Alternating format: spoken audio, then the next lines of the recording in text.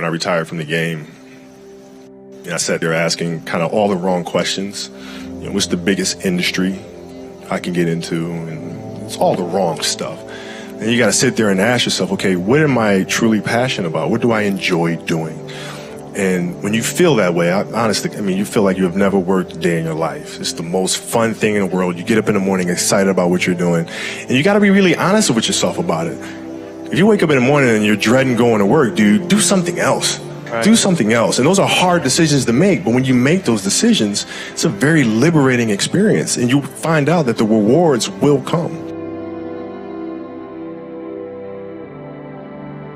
I think the best way to prove your value is to work, is to learn, is to absorb, to be a sponge. You always want to outwork your potential. As hard as you believe you can work harder than that. And that's what I tried to do when I first came in the league. But basketball is such a direct competition sport that me coming in at 17, I hated when my teammates would say, I get hit with an elbow, right? Shaq would hit me with an elbow in practice. And Nick Van Exel would come up and say, "Are you okay?" I'm like, what? Are you okay? What the hell's wrong with you?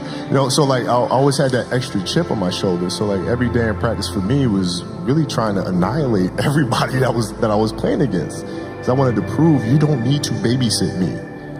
I'm fine, And so it's always that competitive nature, the work ethic, and curiosity.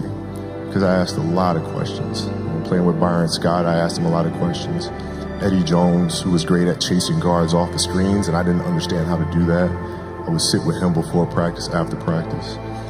Magic, all the Laker greats, I would always sit down and just ask them questions about certain games that I studied growing up. What actually happened there? What did you feel there? Why?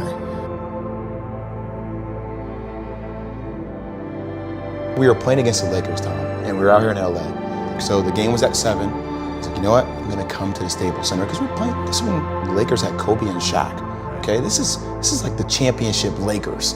So I'm gonna get there at 3 o'clock. And I want to make sure I make 400 made shots before I go back into the room, and then I sit in the sauna and I get ready for the game. So, get in the car, get to the gym, get there, and as I'm walking onto the court, who do I see? I see Kobe Bryant, already working out. So once I set my foot across that line, I started working out. And so I worked out for a good hour and a half. And when I came off, after I was done, I sat down, and of course I still heard the ball bouncing. I looked down, I'm like, this guy's still working out. He was working out for it looks like he was in a dead sweat when I got here. Right. And he's still going. And it's not like his moves are nonchalant or lazy. He's doing game moves. I sit there and I unlace my shoes. I'm like, I want to see how long this goes. So I sit out there and watch 25 minutes. And he got done. I was like, okay, I think I've seen enough. Go play, come back, get in the sauna, get ready for the game. That game, he drops 40 on us, okay? And after the game is over, I'm like, I have to ask this guy. I have to understand, why he works like that. Right. So after the game is over, I'm like, hey, Kobe, why were you in the gym for so long? He's like, because I saw you come in. And I wanted you to know that it doesn't matter how hard you work, that I'm willing to work harder than you.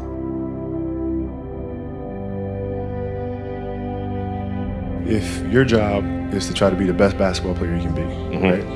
To do that, you have to practice, you have to train, right? You want to train as much as you can, as often as you can.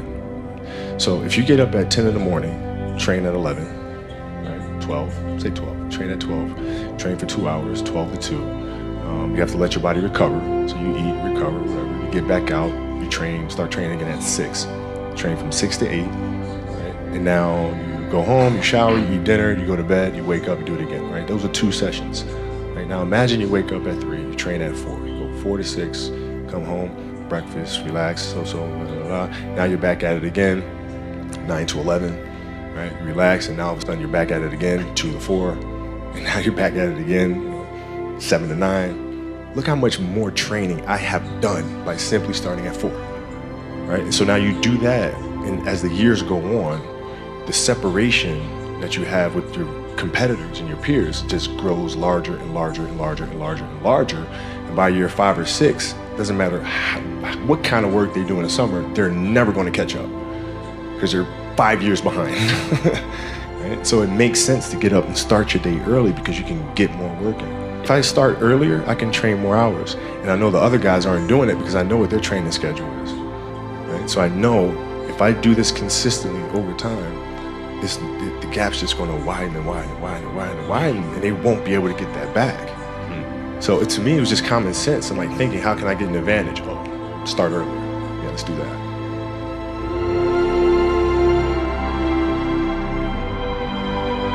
How do you develop that, or where do you learn that from?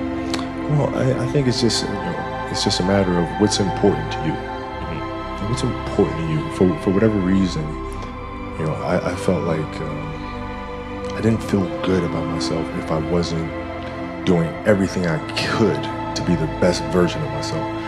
If I felt like I left anything on the table, it would eat away at me. I wouldn't be able to look myself in the mirror. And so the reason why I can retire now and be completely comfortable about it, because I know that I've done everything I could to be the best basketball player I could be.